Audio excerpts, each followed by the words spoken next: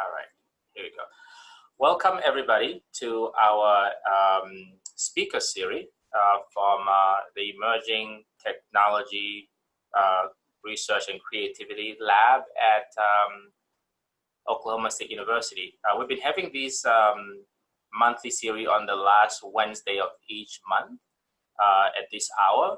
And today we are very excited to have Dr. Maha Bali from American University in Cairo.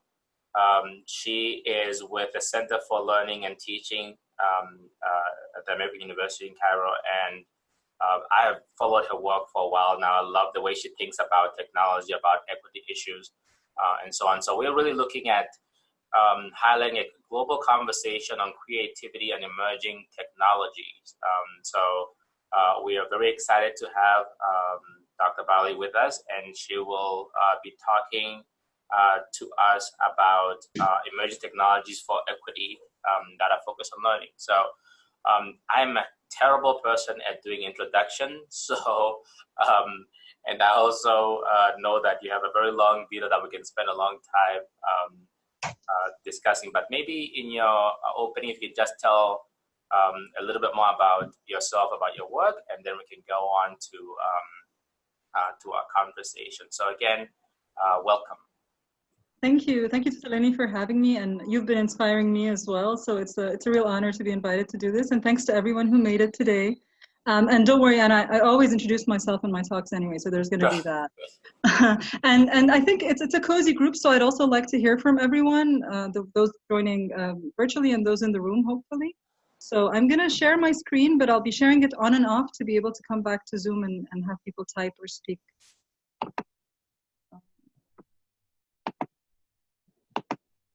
So is it sharing yet? You guys see my screen? Yes. Yes, great, thank you. All right, so this is me. This is my email address and my Twitter handle. And when I start, I like to show the different dimensions of myself. And I'm going to ask people in the room to tell me what they have in common with me in all of these things. So I'm an educator, I'm a teacher, I'm a researcher, I'm a writer. I have a blog that I write a lot in, and I write a lot of other things too. I'm a mom. I'm a mooker. I'm a lifelong learner. I tweet a lot, and I work in the ed tech field a lot. I worry a lot. And I think more important than anything, I'm a lifelong learner. In my work at the Center for Learning and Teaching at AUC, I'm a faculty developer, but I also teach a course on digital literacies, and I used to teach a course on creativity about educational game design. And I'm also the co-founder of something called Virtually Connecting, which I'll talk about a little bit later. So I'm going to stop sharing for a second, and I just want to know something small about everyone else who's joined us. Are there collaborative notes? So that's a good question. Daniela's asking in the chat, are there collaborative notes? My slides are open to commenting, so I'll just put the link to my blog post that has the slides, and then you can open them from there and comment. I think that would help. But if you want to type something in the chat or speak up.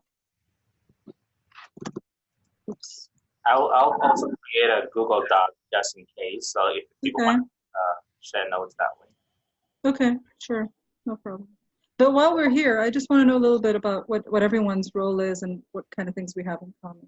So. Well, I'll get started here. I'm Penny Thompson. I'm educational technology faculty member here at Oklahoma State University. Hi, everyone.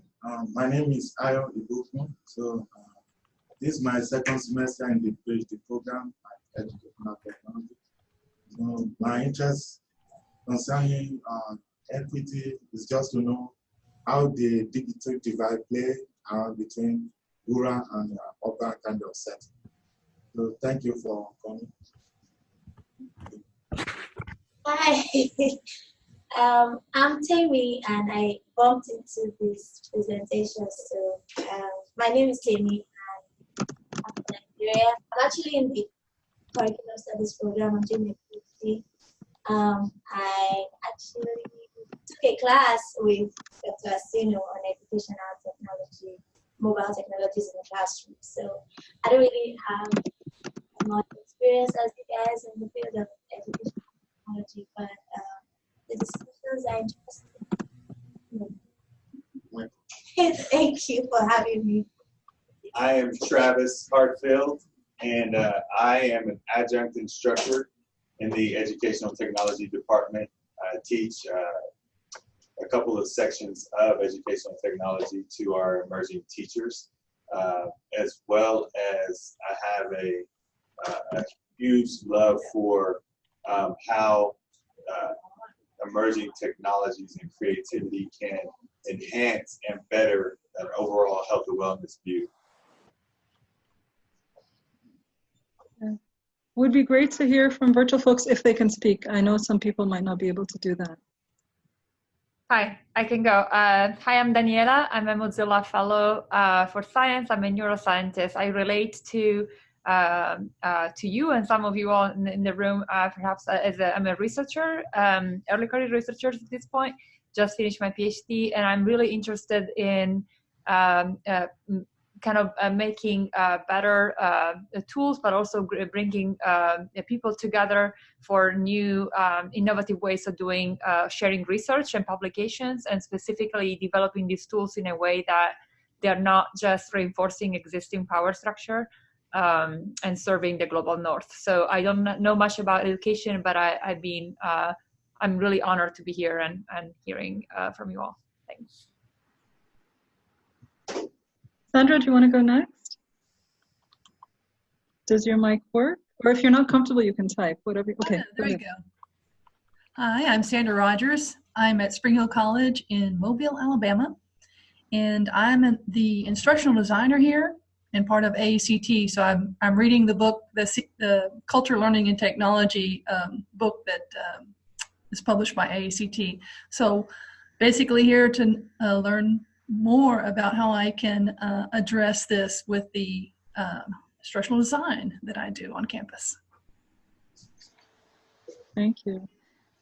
Jonathan, you want to go next, and then I'll read out what Kathy wrote. Sure. Hi, everybody. My name is Jonathan Ports. I started as a mathematics professor, and I did a lot of open source software when I was younger, and so I sort of always think that the open source world is going to solve all of our problems, but unfortunately it's also caused so many other problems. And I guess I love reading the things that Maha has to say. It reminds me a little bit of a philosophy class I took as an undergraduate. It's like the philosophers are great at tearing apart things, and I feel so disturbed afterwards. I kept wanting to tell them, tell me what the answer is. I want the answer. And so I think Maha has written things that I find incredibly disturbing and really make me very uncomfortable. And so I'm seeking out to hear more from her to try to figure out how to get back to my comfort zone through the difficulty. But I'm laughing as you say this because you're not the first person who likens me to some philosophy type of thing, and I'm so intimidated by philosophy. Like I find a lot of difficulty reading philosophy. I enjoyed my class in school in undergrad, but anyway, thank you for that. And hopefully disturbing enough to keep reading, but not to turn people off. No, it's great. It's a disturbing in a really good way. And Kathy S. Miller is an OER librarian and a PhD student in EdTech. I think she's one of Delaney's. Okay, I'm gonna go back to sharing my screen. And there's a link to the Google Doc in the chat window if you wanna take some collaborative notes. Yeah, all right, so the first part is who I am, and this is just where I belong, and I think I really belong on the internet. I live a very big part of my life on the internet. So even though I will critique a lot of things about the internet, I have to admit that it's also, in other ways, helped me have a voice and helped me have a say. So even as we critique it, I think we need to also recognize, the good it's done for each of us. Now, I don't know if you've seen this image before or if you've seen something similar to it. I hope you can all actually see it. I have right now, I can see you guys on the right, my right-hand side, and I can still see that image. And there are images similar to it that usually have people looking out at a baseball field. But when I first wanted to use an image like that in my classes, I realized most of us here in Egypt don't watch baseball. So it's just an image of someone watching something, but we don't know what it is. And it also, sometimes they're all white. And so this image is more color neutral, and it has an agricultural example. So I just want to know what this image, does it bring something in particular to mind? What does it make you think of?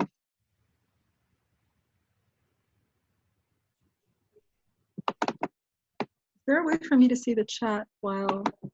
I don't think so. So someone can ask. Yeah, please. Yeah, I think notifications if someone does chat, but I'm not sure. I'm trying to figure it out in my mobile. What I think the difference, one of the differences in the one you shared and the one where people are watching the ball game is that this shows people trying to access a needed good. I mean, it's not just a ball game; it's food. Right, I agree. Go ahead. Yeah, I actually, this picture is so much better than that one. I love the other one too, with the football thing, but it's something that I've been thinking a lot recently because I kept talking about equality, and then I started thinking about like how unfair the whole equality thing is. And so what I always imagine this is like, oh, now we can all like race, but some of us start like 10 miles behind, and so even though we're all starting at the same time, so it's definitely something that I'm trying to inject in a lot of my thinking. So yeah, it's a great image. I usually see this image, and I think that the one on the right is what education should be about, helping people reach their goals, and us sort of scaffolding as educators in whatever ways that we can. Whereas the one on the left is sadly often what education is currently, where we seem blind to the different diversities in our students. I think one of the things about learning outcomes is that they usually don't differentiate. So that, I found how to see the chat, by the way. I can see, I'll read out what I've seen there in a second. But yeah, I think with learning outcomes, we decide that everyone needs to reach the apple, but then doesn't take into account of how tall each one is. And what I think is also interesting about the one on the left is that the person in the middle is jumping up. So he has agency. So he doesn't have as much resources as the really tall one, but he has the agency to try to jump, and maybe some people will be able to jump really high, and that's okay then. They struggle a little bit more, but they reach it. But then the guy, the yellow guy, the short one, he's not even trying. He's given up because it's so far ahead of him. And so all that talk about grit and resilience and all of that doesn't take account of those factors of, how much agency does a person have, but also how much does their background prevent them from even seeing the opportunities. Jonathan was saying, I'm sad to lose the word equality, but maybe the left is equality infrastructure and the right is equality of opportunity. I love that. I don't think anyone's ever put it that way. I like what you thought here, Jonathan. And I think there was Laura Chernovich from the University of Cape Town talks about the difference between equality of access and equality of outcomes. So if we can get equality of access but not equality of outcomes, then that's an issue, right?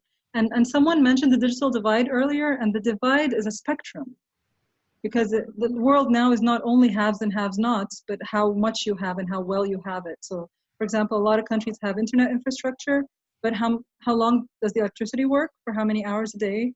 Or how fast is that internet, or how surveilled is that internet? And even like within the US, someone like Chris Gilliard talks about digital redlining, where there are areas that don't get very good internet, that have more surveillance, community colleges that aren't as well funded, where students have less access to resources. They have more, I don't know what it is, but I think like more things that are banned that students don't get to see and things like that. So it's always useful for me to think about that. And then one of my students once saw this image and said, well, why does someone give me the answer? Why does someone give me the solution? Why don't we equip students to find their own solution, but give them the time and the resources and then let them choose how they want to reach the apple? And there's also the question of they're all eating apples, but maybe they don't all want apples. So this is one issue, is that the image assumes that we want equity for an outcome that someone else has decided is important, but that's not necessarily the outcome I want. There was a case of a beggar here in Egypt. Someone gave her an apple once, and she swore at them because she has no teeth, so she can't eat the apple. So the person gave her the apple, thought they were being generous and doing something useful, but actually it didn't work for her. She couldn't do anything with it. There's also one of the things has influenced me recently, I think Kathy was involved in a couple of the sessions where we were talking about this, is Nancy Fraser's model of social justice, where she talks about dimensions of social justice as economic, cultural, and political. And with something like open education, for example, a lot of times the arguments being made relate to the economic aspects of giving students textbooks for free. And obviously this is important for students who can't afford the textbooks. But then there are also infrastructural issues of why there are economic issues. So you could solve the problem on the surface or you can go deeper. So if you're solving a problem on the surface, they call it ameliorative. But if you're really solving the infrastructural issue, they're calling it transformative. So there's a difference between giving someone a device versus improving the infrastructure of the country so that everyone has good internet access, for example. And an intervention that we do in order to enhance social justice may be transformative for a certain group of people, but be negative or neutral for other groups of people or in certain contexts. So again, I mean, things like what we're doing right now, it gives some kind of equity in the sense that we have access to each other even though we're in very different parts of the world. Some of us, like myself, don't travel a lot, so this is an opportunity to meet people and have this discussion. But then if I didn't have internet at all where I live, then it would not be helpful me in any way. For other people who get to travel a lot and get to see these things a lot, it's nice, but it's not like a transformative experience. Like you could probably go to a lot of conferences and listen to similar things and it wouldn't have the same. So over here I have a link to an article about decolonizing open, where we explain this quite briefly, if somebody would like to look at that a little bit more, and I'll talk about it a little bit more. And the key thing with Nancy Fraser is the political aspect is about who has power to make decisions about something. Just before we went live, we were talking about artificial intelligence and the kinds of things you can do remotely, that kind of thing. And there was a recent Doha debate about artificial intelligence, and one of the key things that's wrong with open source and artificial intelligence, a lot of technology, is who gets to participate in the design of technologies, who gets to decide how technologies will be used. And if there isn't parity of participation from diverse groups of people, particularly marginalized people, then any technology or any educational technology, therefore, is bound to recreate or reproduce inequality and inequity. So one of the images I use, and Tutalini, I'm sorry you've seen some of these before, but I like using them and people tend to like them, is this idea of who's stable and who has a seat, which gets used a lot. And I love this quote from Shirley Shishel, who's I think the first African-American congresswoman or senator. And I think she also ran for presidency at some point. And she says, if they don't give you a seat at the table, bring a folding chair. But I look at this picture and how would you feel bringing a folding chair to this table? How would it make you feel? Anyone want to just give a quick comment on that? I really love that because it's, I wouldn't bring a folding chair to that table. I'm not welcome. I'll feel like I'm standing out. So, so for me, it's, I thought about it differently than that, but I think this is much more vivid because we tend to say that we are open and welcoming. And then really we don't take a look at how that room looks like and if it's actually inviting. Exactly. And so a lot of times when we bring someone to a table, we bring diverse people to a table that's already set. It's already got its rules. It's already got everything on it. You can't do anything differently, but you're just this different person in the midst of people who are otherwise identical. And so, for example, if you're in a conference and you're doing an organizing committee and you bring one woman, one gay person, one black person, one international person, so that's 4, and then the other 4 are all white males. But you haven't really, you've just brought token people, put them together with the majority, just doing the same things that you've been already doing, but inserting them into that so they have to adapt to it, so then you don't have as much room to change. I was an undergraduate computer science student. I was the highest honor student, but people still thought because I was a woman that I must know less than all the guys in my class. And I eventually left because I just got sick of, I finished my degree, I worked in IT for 2 years, and I'm like, you know what, like no matter what I do, they're still gonna think I'm not competent, so there's no point in staying there. And also the way that the field was designed in ways that were less cooperative, which I thought didn't make sense. It made sense that we work together, and for some reason in Egypt, this was not happening in my school. So this is another example. I like this image because of the mismatched chairs.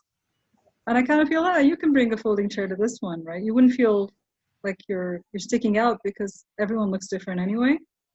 But other people see it and they say, oh no, they're too close together, and maybe that's not very comfortable. And they're all facing in front, they're not facing each other.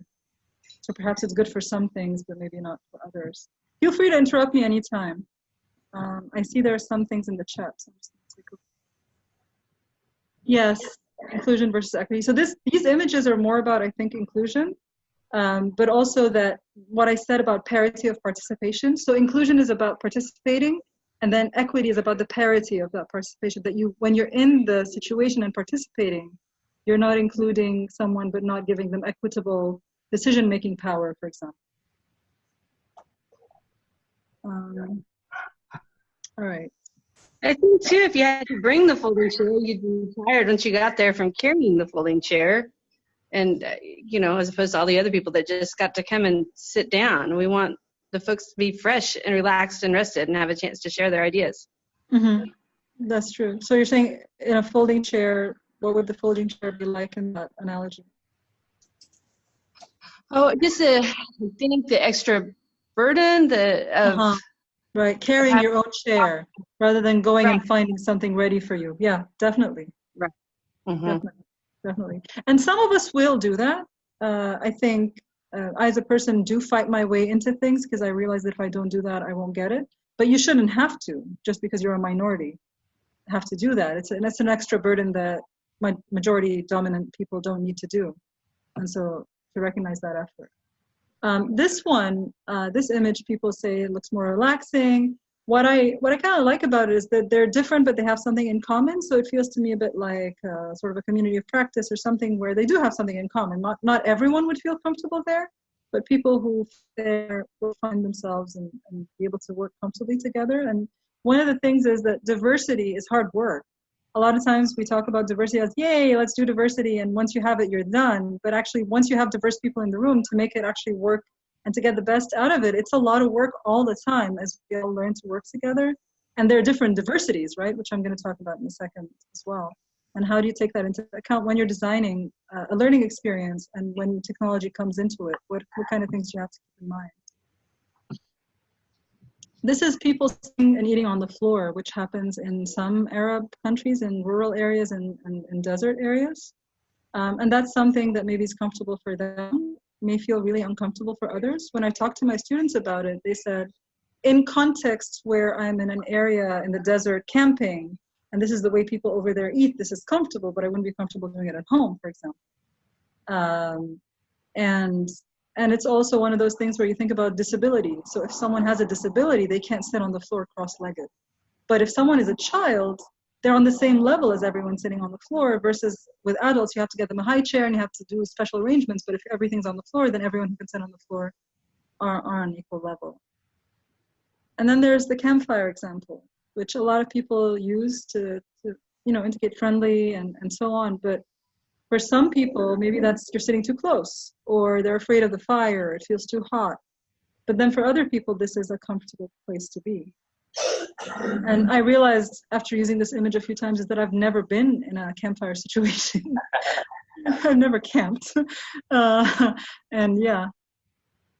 I think all these images for me also bring home the point of when we try to be inclusive, and at the same time we're actually fostering some of those things, but how we're excluding at the same time. I was at a session where someone was doing diversity and was asking people to stand up when every time she says something that attached that person to show that we all have things in common. Except there were people in the room who were in wheelchairs. Right. Oh my God. That just wasn't, it was really meant well, and the conversation was good, but that example kind of just excluded certain people from conversation. If she had said, raise your hand. Yes. Unless people had paralysis, it would have been okay. You're less likely to have someone who's paralyzed than someone who's on a wheelchair, or just an elderly person for whom getting up and sitting down a lot can be difficult. Yeah. I have rheumatoid arthritis, so it's a minor disability sometimes when I'm in a time where it's not working well for me, and it just made me really, really aware of those little things that you see a young person, you don't imagine that maybe something might be physically difficult for them. And so, yeah. This one then, who's excluded from this kind of place that maybe for some people is really friendly? People who don't drink. People who don't drink, and people who don't drink is like a wide range of people, right? So practicing Muslims and maybe religious people of different religions, people below a certain age, people who are recovering alcoholics, right?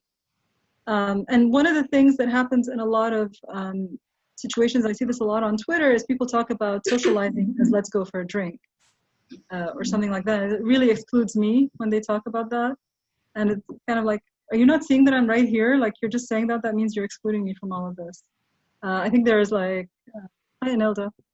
There are a lot of things like you call a meeting something and you call as if people are gonna sit together and drink, and then some people don't even want to be in that situation even if they're not gonna drink. So thinking about those things and who would be excluded again from that. So back to what I was saying earlier, when I introduced myself, I wanted to show different dimensions of myself, and I think because we are multidimensional, when we think about creating learning experiences for our students, it's seeing the different dimensions of them. And there's obviously personality and a lot of things that are not related to power and oppression. But I really like this matrix of oppression and thinking about intersectionality. Patricia Hill Collins talked about white supremacy as one factor, heteropatriarchy, so I guess that takes both sexuality and gender into one category, capitalism, obviously, social class, and so on, settler colonialism.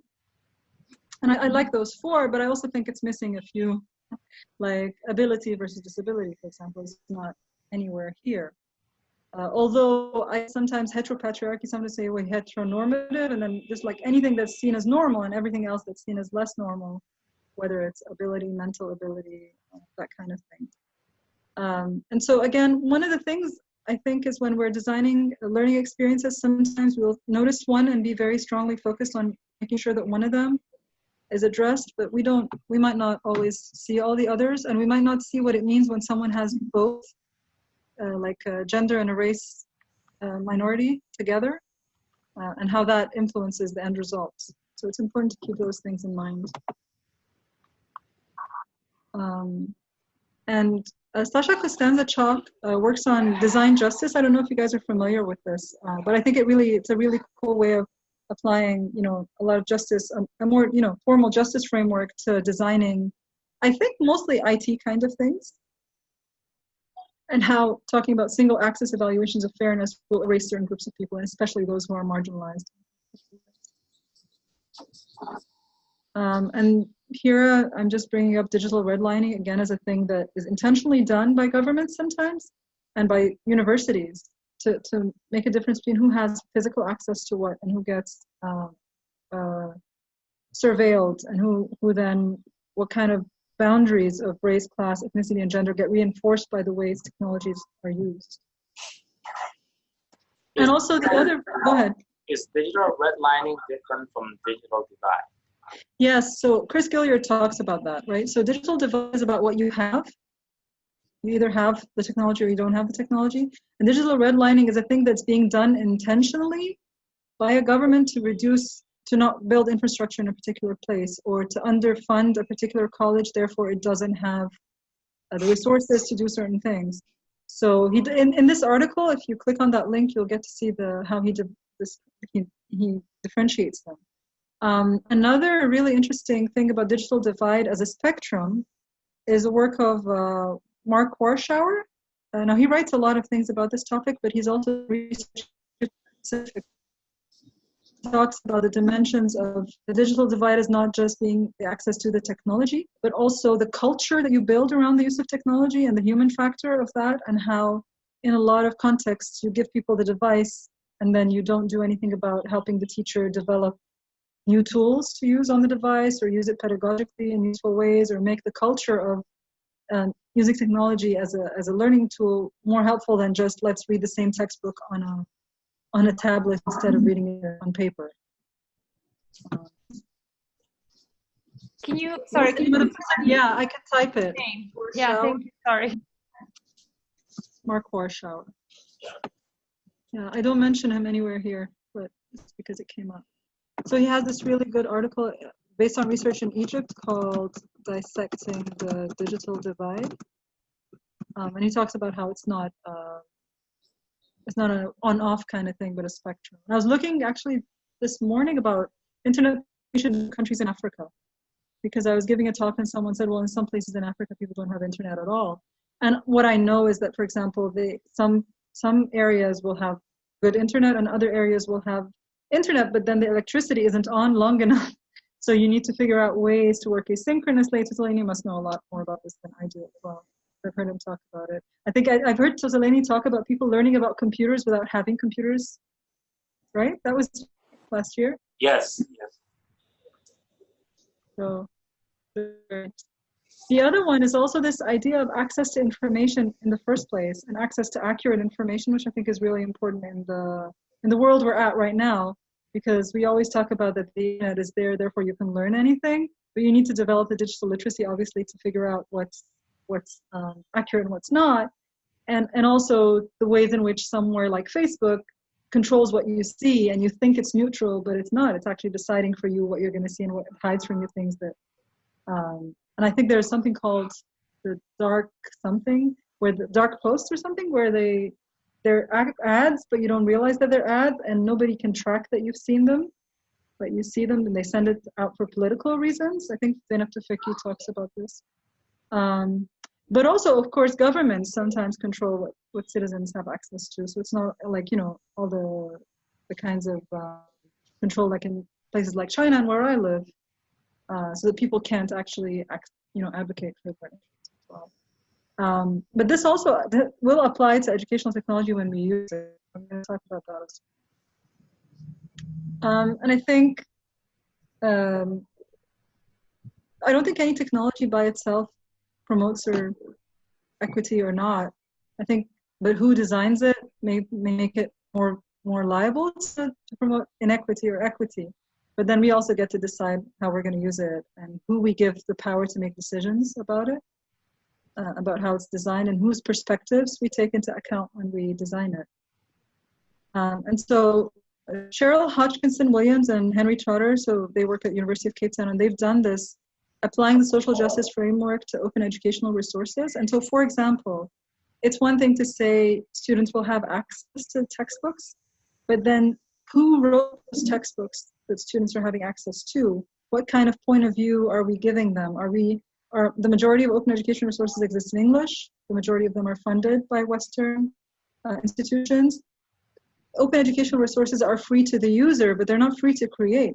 So someone has to have the resources to actually work on creating them. And there have been projects, and they've worked on a project which is research on OER and for development in the global south.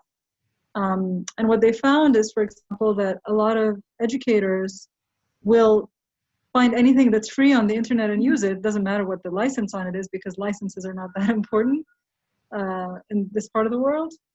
And so if it's freely available online, they assume they can use it and do whatever they want with it. But for the most part, people don't have the digital literacy to adapt. And one of the benefits of an open educational resource is that you can revise it. And so if you're not going to revise it, and the other way is to translate it, but if you don't have the English, how are you going to read it in order to translate it? So there's all these different factors of thinking about how something that is meant to, in some ways, promote social justice needs to be taken further to be a transformative kind of social justice. To take into account perspectives of others. So the revising part also has another dimension. So if someone from Nigeria, whose first language is English, right? They speak English, adapts some work that's been done in the US and inserts the African perspective into it, will someone in America ever read it? So it's one thing for the Nigerian folks to adapt it and use it and then benefit from it. But it's another thing for them to then put it out there and then have people from the West then incorporate those perspectives into theirs. And for the most part, I think that does not happen. And recently we were talking about, for example, would someone in Harvard be willing to adapt an open textbook that comes from the University of British Columbia in Canada if they think that, oh, Harvard is much more prestigious? Would the students object? And I'll give another example from our context here at AUC. We've had projects with MIT where they came and gave us access to some of their MOOC content and access to sort of let our students do the quizzes for, within a smaller class, so it's not like part of the open MOOC. And sometimes the students were not happy with that. You would think they'd be happy to be taking MIT content, but they were actually like, well, this stuff is available for free online. Why are you giving it to us and making us pay for it? And we're like, you're still getting your class and you're getting your teacher and you're doing the problem solving in class. One of the problems was they gave it to us, but they didn't allow us to do a lot of adapting to it. We couldn't add our own content to it. We could only remove pages. We couldn't remove like one question at a time. And so when the teacher wanted to use like 3 questions from a quiz and one part of a page, they had to just tell students to skip things rather than to actually make it really revisable.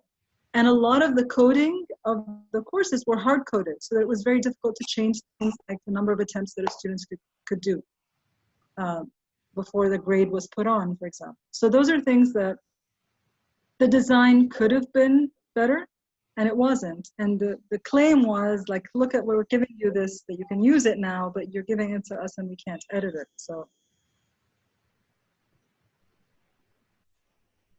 yeah. Does anybody have any comments or questions before I move on to virtually connecting?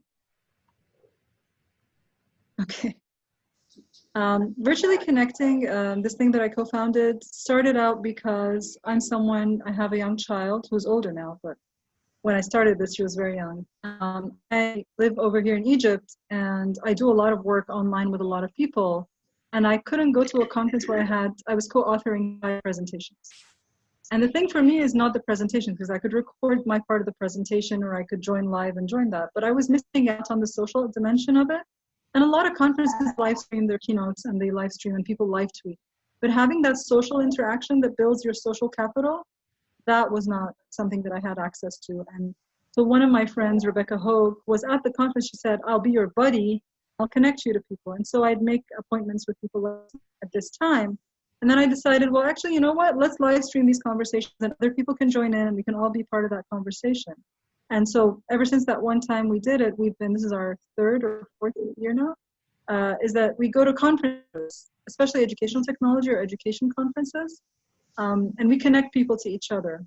So the idea of connecting for social justice in the sense that there's some marginal voices who can't make it to conferences for funding reasons, for social reasons, for health reasons, either because they're in the Global South or they are single parents or they're graduate students and they can't travel, or they're adjuncts and they don't have any funding to travel.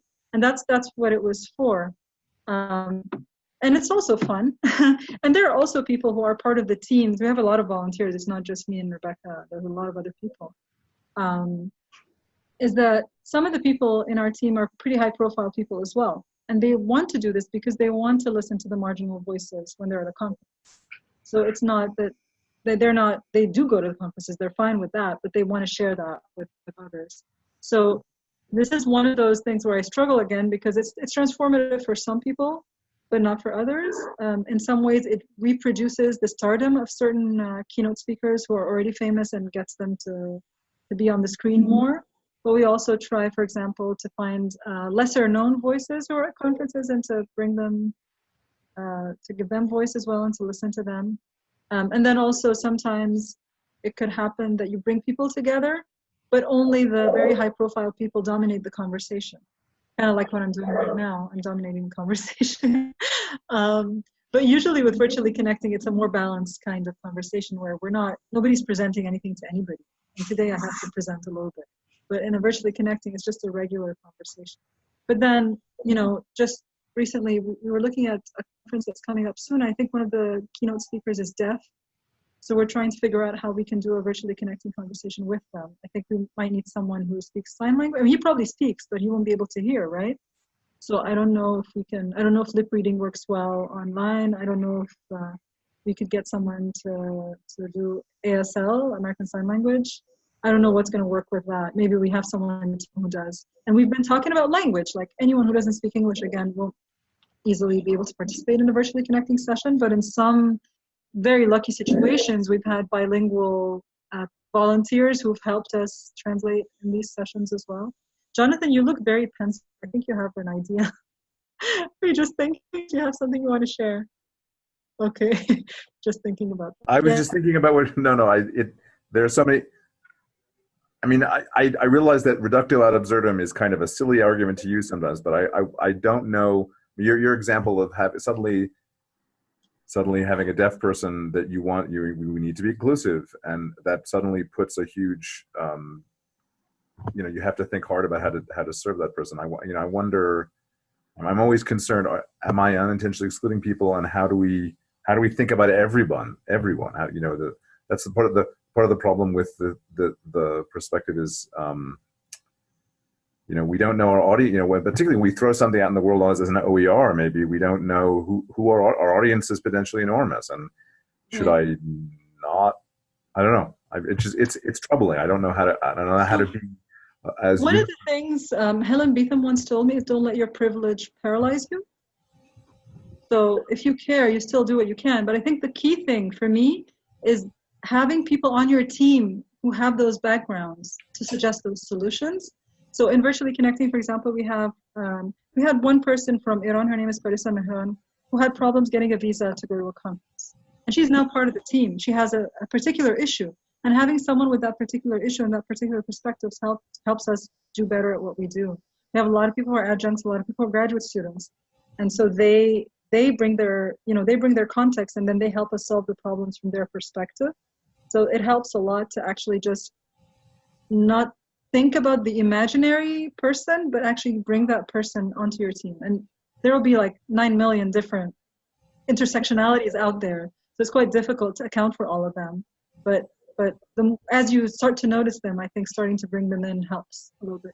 Daniela, you're unmuted. Did you want to say something? Yeah, so specifically for the deaf person, so one of my best friend and also collaborator in the lab, he's a postdoc, and he is deaf, and so we're always like trying to figure out ways to help. And he's an incredible teacher. He's like the best programmer and like able like you to actually teach. And we taught a class together, and we were like, I was working with him, and even if it's really hard for other people to understand him, we were trying to find solutions. So one thing that we're trying to do now is there are some softwares. There is some software, but it's currently very bad, that can like live caption, do some live captions, but it's just completely out of context. So we are trying right now to feed into a model some of it like an auditory neuroscience specific talk that we are like typing in, and then trying to like train the model to be better at. So it's just something we started like last week, because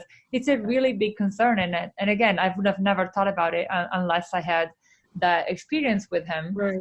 And it's something that, these abilities I think I have that are this time like even remembering, because I do get paralyzed by my privilege. It's like, oh my God, there are so many things I have no idea. But it's good to surround yourself with like people that can bring this perspective, and it's even that one is not the easiest. But I have one super quick question, and I'll read more about. I'm super intrigued by this. I haven't heard of it. Virtual connecting. So how do you said that these conversations are kind of more balanced? Like, how do you do that exactly? And like, do you have like a strong code of conduct? Do you allow? You were in Mozilla Open Leaders, so like I really like those like Virtually Connecting was one of the Mozilla Open Leaders last year as well. That's semester. What it was. Okay, I think some of them, but I can. But it wasn't. I let some of our regional leads handle that. I wasn't in that. I was in another one. But anyway, so the way Virtually Connecting sort of does that balance is that we have two people on our team, two volunteers, an on-site person and a virtual person. The virtual person actually is the one who starts the Google Hangout. He's the one who invites everyone. And then the on-site person is the person who uses their laptop or their phone to connect people in the room. And the people in the room are the guests who are on-site at the conference telling the virtual folks about the conference. But the virtual buddy and the on-site buddy do what we call intentionally equitable hospitality. So where we're trying to be hospitable and welcoming to everyone, but with an equity focus, so that we don't allow the dominant person to over-dominate the conversation.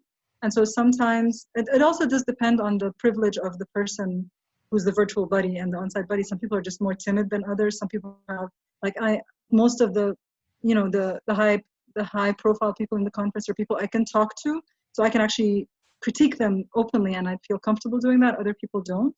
But we try to sort of model that and try to make sure that people who are joining us virtually, if they want to speak up, that they can. If they want to type, we say what they've written. And try to make sure that the people in the room, for example, if there's this situation where you have 1 man and 3 women and the man talks all the time, we try to make sure that doesn't happen. The on-site person always says, are there questions from the virtual side? Because it could have the on-site people talk to each other and not to the virtuals. Because they're small pictures on a screen, right? So it's more of us, the more we experience it, the more we take care to balance it out. But what you were saying about the experience of working closely with someone, I think that's really what makes a huge difference, is when you work with someone who's different from you, is a minority in a different way, when you work really closely with them, it's very different than just being aware of the issue from a distance. And it really makes a difference if you know multiple people, because then you get to see the more generalizable experience rather than just that one particular person's experience. So I think it's helped me personally a lot when I've worked with people who are very different from me, to sort of understand where they're coming from. Now, Equity Unbound is one of the projects that we worked on with Mozilla Open Leaders as well. So this was, I teach a course on digital literacies and intercultural learning, and I've been teaching it for a while, and I realized that if we get into the idea of intercultural learning, we use technology to connect with people in different countries, but if we don't put equity in mind when we're doing this, and social justice and issues of bias and that kind of thing, then the experience is going to be quite superficial and kind of, oh, hi, like this is what we eat and this is what we do on holidays. But especially when you're connecting with technology, then there's the issues of who has a better access to the technology, whose internet's working better, whose culture is being so foregrounded in the experience. And so Equity was sort of meant to provide sort of resources to help people overcome that. And the idea was, I was working with, here in Egypt, and then working with Catherine Cronin in Ireland and Mia Zamora in New Jersey in the US, and creating learning experiences where people could interact with each other. There were educators as well as us and our students doing this. But I'll give an example of one activity that we did over here, which is, this is my daughter who's trying to tell me something. Do I eat something? Okay, 5 minutes. Okay. We did a Twitter scavenger hunt thing where people get to talk to each other on Twitter and do things. But one of the activities involved sending a mystery image and asking people to guess what it is. And someone pointed out to us, well, you know, people have visual disabilities, the screen reader won't be able to tell them that. And what we did is we learned that Twitter allows you to give an alt text or description to every image that you put up there. And we realized that it's there, but it's not the default. So what we did is we did an open letter to Twitter to make it the default. And so you think, you know, you're doing something with the intention of equity, but you miss something like that, or you miss, you know, those color things for colorblind people. You start to realize these things as you go along. As long as you're flexible, that's to us what was key.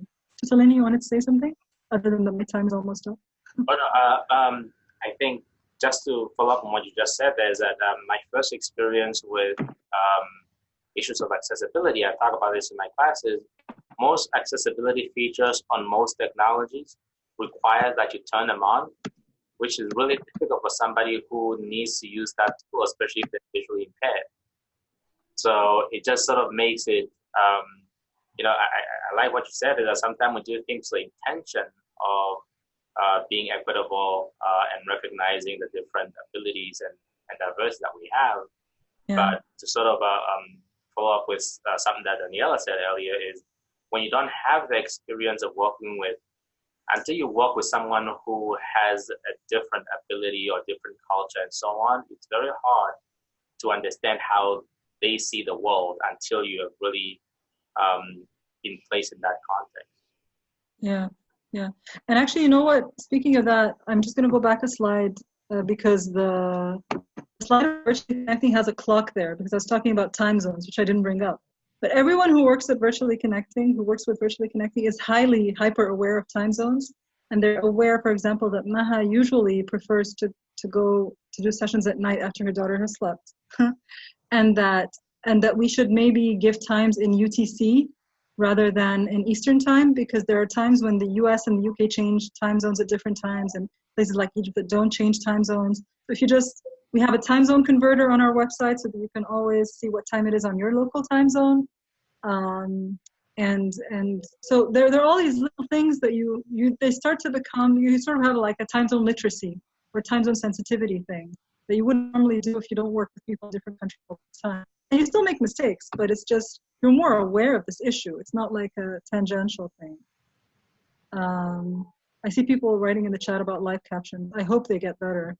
You know, YouTube has, not live captions, but if anything's on YouTube, you can turn on the closed captions, but it has the problem of being obviously accent biased. So if you don't have a very native accent, even if you're like Irish, I think it won't get it.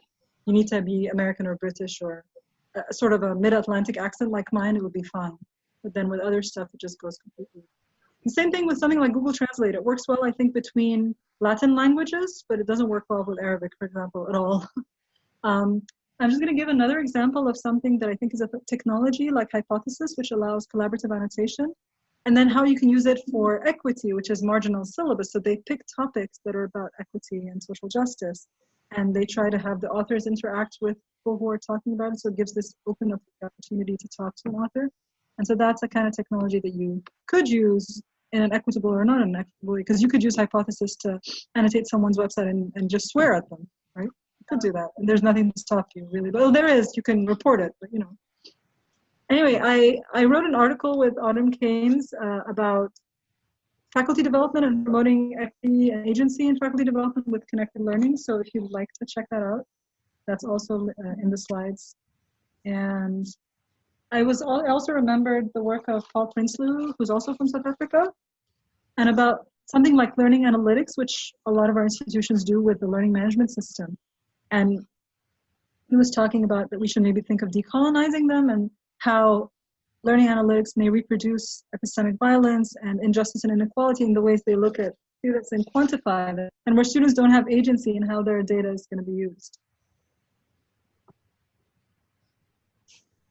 And of course, we were talking about AI again and thinking about Safiya Noble's work on algorithms of oppression and the ways that algorithms, and again, reproduce inequality. So when we're using this kind of thing, I think it's important to be aware and to also think of ways to change that. So this is me for now. I'm going to stop sharing, and I'd be happy to take any questions. We started 5 minutes late, so I can stay 5 more minutes if folks want.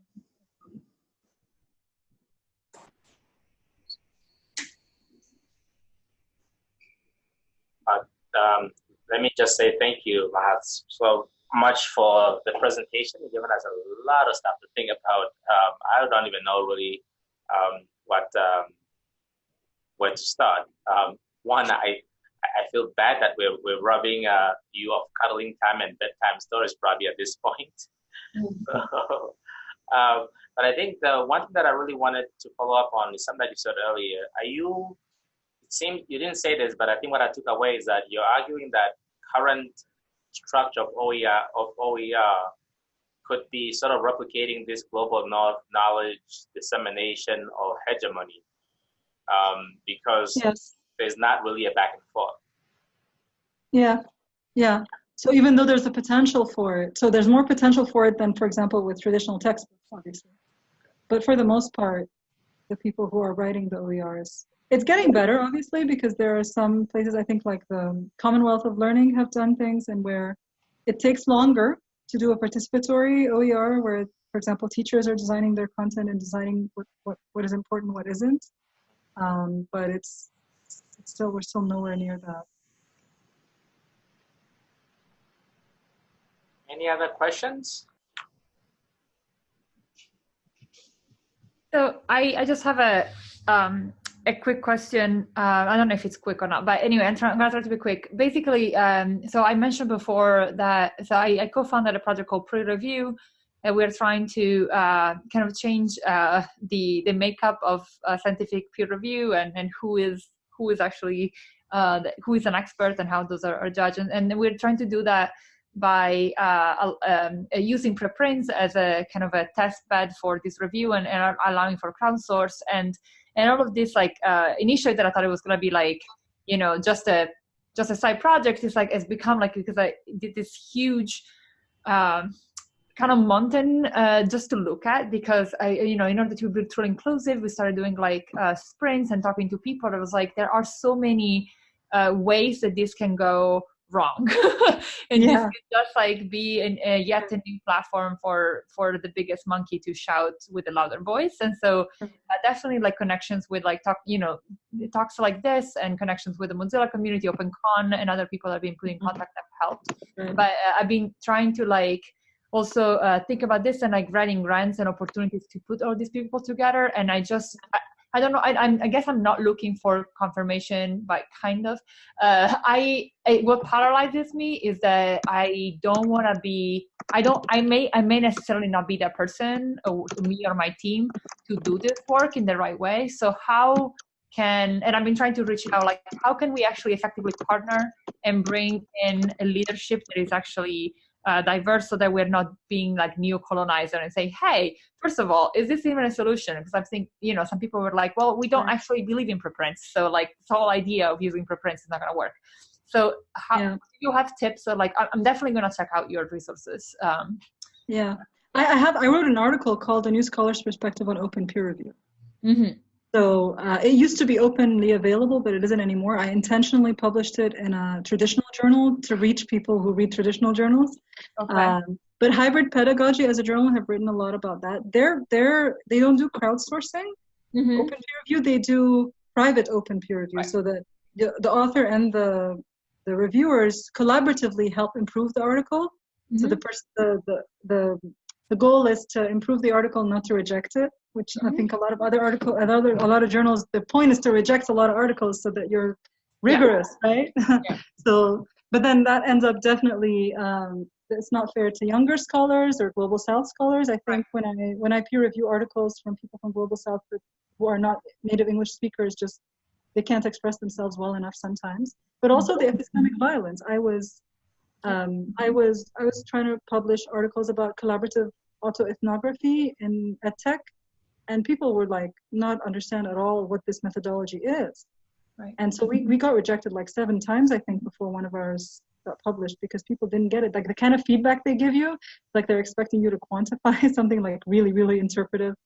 So I would love to know more about your project. I think I've been through the experience of this crowdsourced open peer review thing that went okay, but definitely it can go really wrong, because it would first. But when someone, I think, very high profile or not even high profile, does something really violent online, then it's actually everyone can see them do it.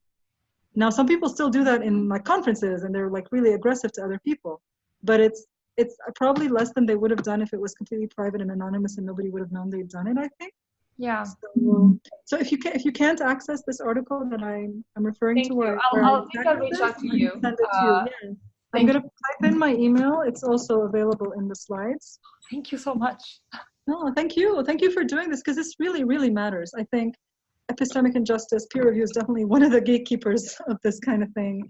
And I'm so happy that someone's working on it on like this broader scale. So thank you. Other questions, comments? We're good here. Thank you. Well, hey, thank you. And thank you very much, everybody, for participating. Dr. Bali, thank you as always. You always leave us things to think about. We will be posting this video shortly for anybody who wants to come back and relook. I think the links for the notes are on there. And hopefully you will be joining us again next month on the last Wednesday of May, where we'll have Najeri Richardson Carty from Anguilla, who will also be talking about creativity from a global perspective. So thank you very much. Thank you, everyone. Take care. And Daniela, I look forward to hearing back from you as well. Will do. Thank you so much. Bye-bye. Bye, folks at Oklahoma. And thank you again to Talini for inviting me. Thank you very much. I'll be following up with the email. Inshallah. Okay. Take care. Bye, everyone. Have a good day.